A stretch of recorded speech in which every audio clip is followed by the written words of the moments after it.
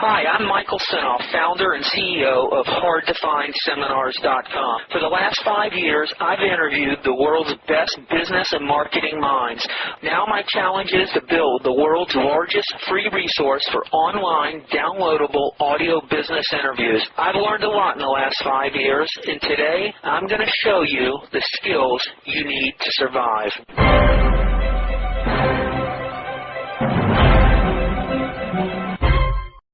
Your profit margin is so phenomenal. I've never seen any business like this. You know, in 8 months I've done over 50,000, and it's completely possible to do 6 figures in your first year.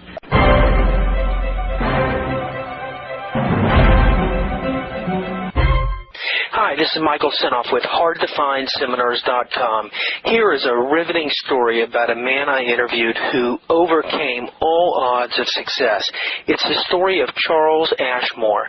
Charles is from Louisiana. He was born to be an entrepreneur, but his success did not come easy. He had been searching high and low for that elusive dream of financial independence for years. He would buy into any and every business opportunity under the sun. He was truly a man on a mission.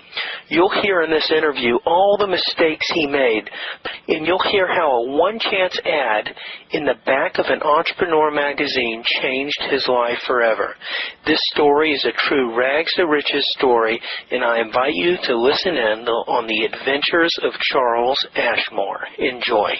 Are you working a regular job now, or tell me what's going on?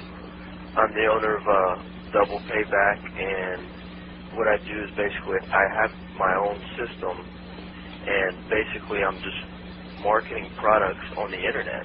I'm making more than a full-time living doing that, only working most of the time 20 to 30 hours a week. Sometimes I'll put in more than that, but before that I was serving and busting tables. Just basically the lowest on the totem pole, pretty much every job I had. I've had 10, 15 jobs from the time I was 14 years old. I've had sales jobs, fast food jobs, and just basically any job a teenager could get. And the last thing I was doing was basically just serving tables and scrubbing tables and doing dishes and bussing tables and just anything that they needed. Well, I always wanted to be an entrepreneur.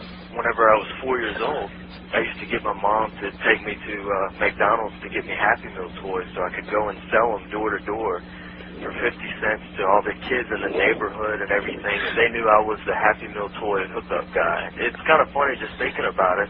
Then I did car washes, I mowed grass, all the way up into, I think the last more of a, I guess, brick and mortar venture I had was I purchased a large amount of cell phone antenna boosters, and I was going to resell them on eBay, and then I realized it was just a huge mistake.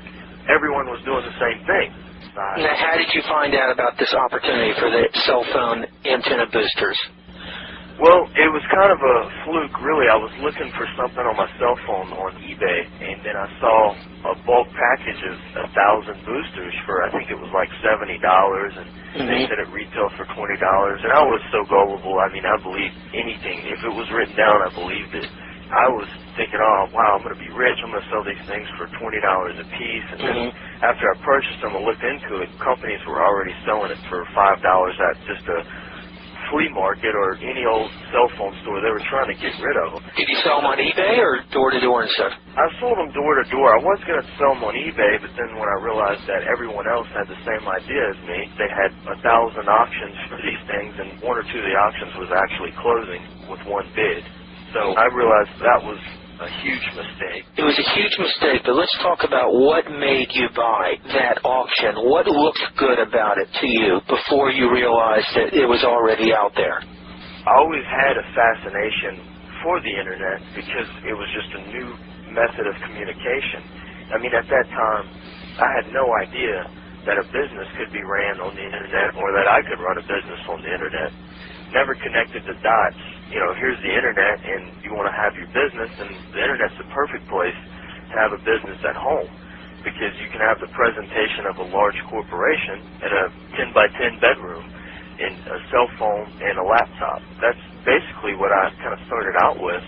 Like I said, the last offline experience I had was selling boosters door to door. I would just basically do anything for extra cash on the what made it look so appealing was the fact that it was a wholesale opportunity, and in my mind, I knew that's basically what most businesses do, is they buy things at large in bulk and turn around and sell them for a profit. And what made it so appealing is that I could get these things for 8 cents, and it had a retail sticker for $19.99. And what do you call that all in between? That's called margin, right? Right, a huge profit margin. You're exactly right. That's what made it so appealing, is the profit margin would have been several thousand%, even if I would have gotten half of $20.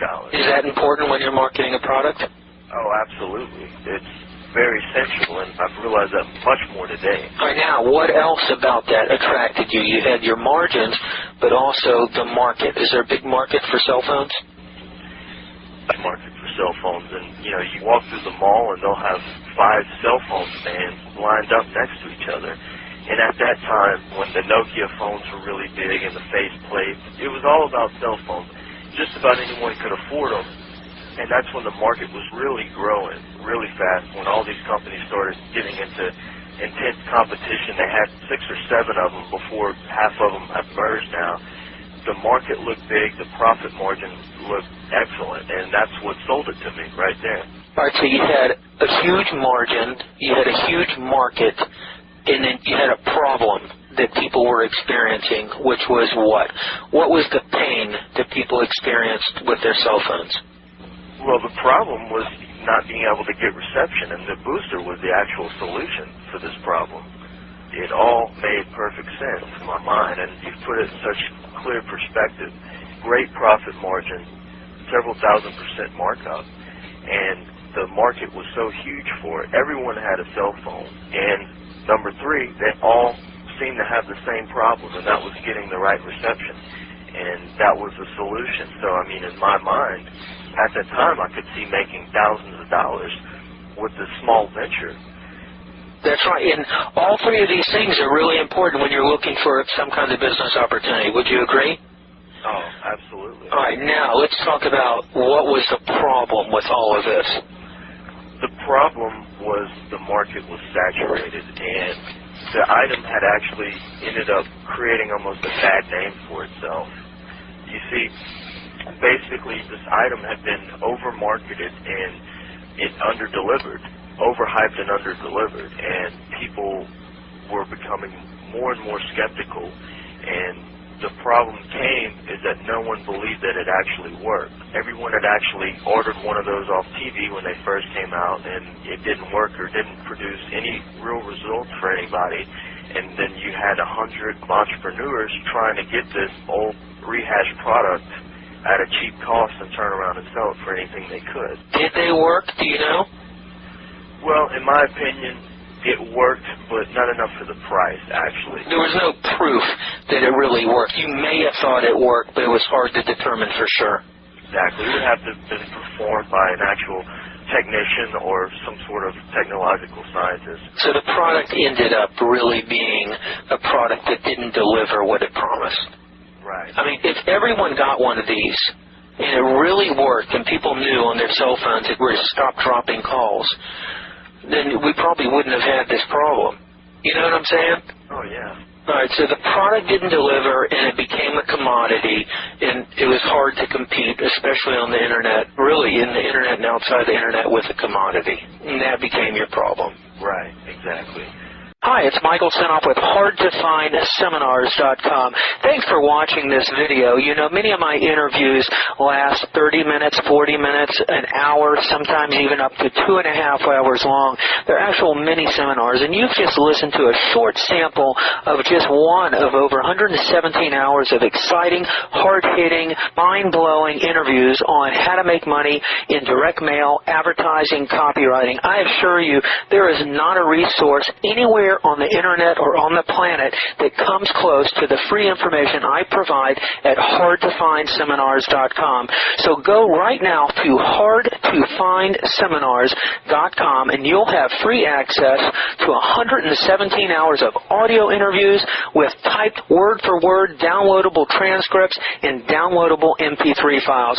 Please browse some more of the videos or go right directly to HardToFindSeminars.com. Thanks for watching.